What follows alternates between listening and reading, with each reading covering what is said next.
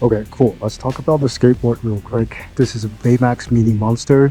I think the MSRP is slightly under $800. Right now, I just did my first impression test. I think it's pretty good. The first part of my impression test with nothing changed. I mean, I just got on it and start riding it. My first impression is the bushings is too stiff. Even for a 190-pound person like me, the bushing is really stiff. It's hard to turn.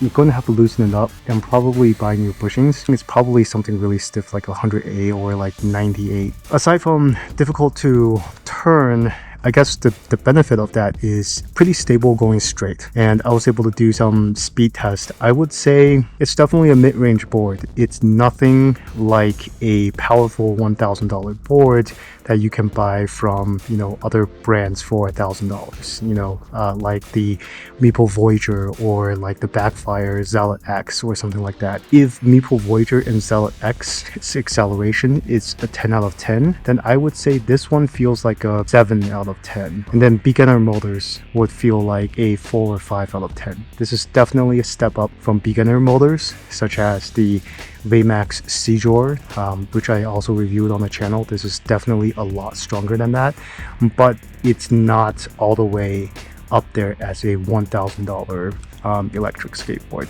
The takeoff is pretty smooth, I would say, but then mid-range gets really fast, to the point where I feel sometimes when I let go of the remote, the board would still try to accelerate a little bit and shoot the board forward from under me. Just something that I need to get used to. The mid-range is a lot more powerful than what I was expecting. This board does go up pretty fast. Once I think I hit about 25 miles per hour, it gets pretty unstable.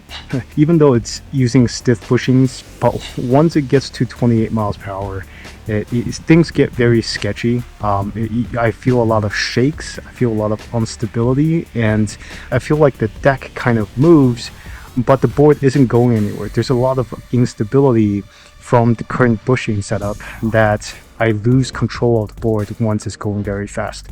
At least that's how I feel. So I'm probably going to change to Riptide or Venom bushings and give it another go while going fast. Now I'm going to go back there and try slow again. But I would say for a $700 skateboard, the amount of power that you're getting in terms of acceleration and top speed is pretty good, but it is not a premium level board. Like, you're almost there, but you also didn't pay that much money to be at the premium boards level, right? And one thing to note is that these wheels are extremely soft.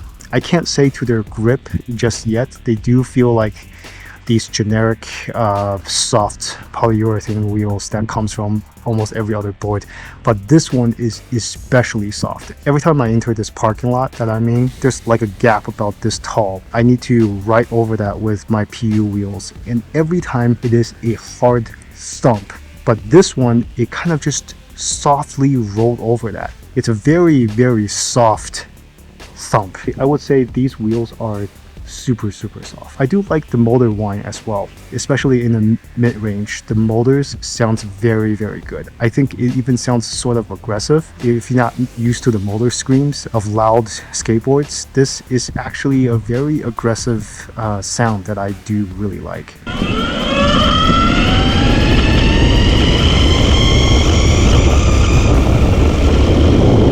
And as you can see, the weather isn't really good. It's going to snow in the next couple of days, so I'm gonna try to get as much tests out as possible. This may not be a full review. I think I'm gonna have to wait for a little bit to get the full review. I do want this review to be out before Black Friday, so you know, people can put this board into their consideration set. I do think this is a great board for under $800. Yeah, I'm gonna keep doing some tests, loosen up the bushings, and I'll get back to you.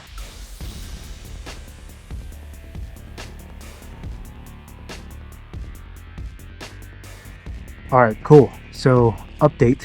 So I was able to just loosen up the bushings, both on the rear and the front. There wasn't too much room to kind of loosen them. I think there was only enough room to loosen up the bushings by one turn. Any more, the kingpin nuts will have to kind of pop off. So I'm not willing to kind of loosen up anymore. but by loosening up both the front and the rear, the board is now alive. So it feels actually pretty good. Not as good as it would be on a premium bushing, but good enough for any intermediate to beginners to kind of get started on without needing to rush out there to buy new bushings. And I would say the turnability is now super great.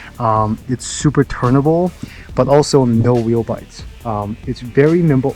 So this is something that's very rare, because when I had the Meepo Mini and other this type of shortboards, they had like a concave right here where the wheel is. Even though there's this concave, the wheels would still catch the board. There will still be like wheel bites.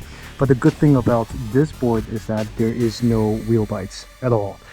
And it still is able to turn great, and it's on the loosest setting that I can possibly set it to. With that being said, I think my only problem with the board is now solved.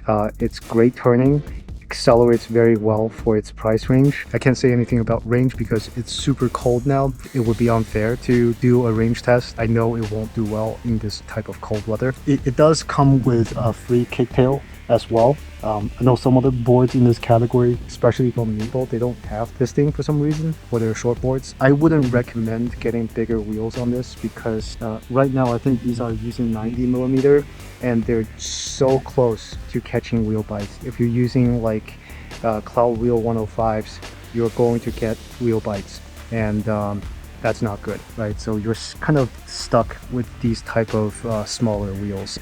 And this is the softest version, and I say they feel actually quite good. Despite how small they are, they do feel quite soft, especially going over like sharp edges and curves like that. I definitely felt a difference over this one. Overall, it does not flex, which is fine. I don't think any short board like this flex, so they mainly is dependent on the trucks, and this is a reverse kinpin truck. It does turn pretty well. It doesn't turn as well as a double kinpin, but I think for its purpose, it's pretty good. I think if this is $700 sharp, like not, I think the price on it right now is $780 or something.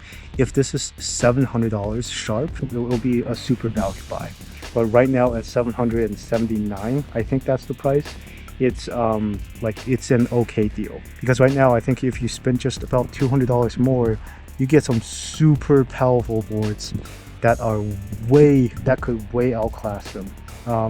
The competition in this space is really heating up, especially for Black Friday, where this is a new board and it's not getting any discounts versus a lot of other boards that are powerful, that's been out there for a year or longer. I'm not going to mention in this video, but those super powerful boards are getting discounts, and it just makes, if this board is $700, I would definitely recommend it to everyone.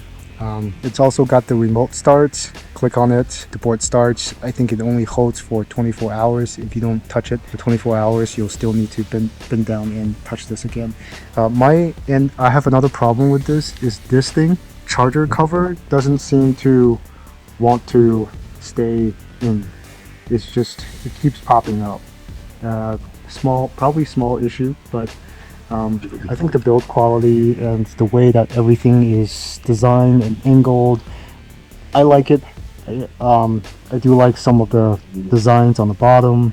I think the cover looks unique. At $780, I think it's okay. It's okay. It's right at where the target should be. I'm definitely going to do a full review on this, including the range test and everything. But this is all the time I have before the storm gets here and before Black Friday gets here. For more videos, please subscribe to my channel, support me using affiliate links, subscribe, and make a comment below to enter drawing for a free skateboard, a free electric scooter, or a free helmet. Thank you, and I'll see you on the next one.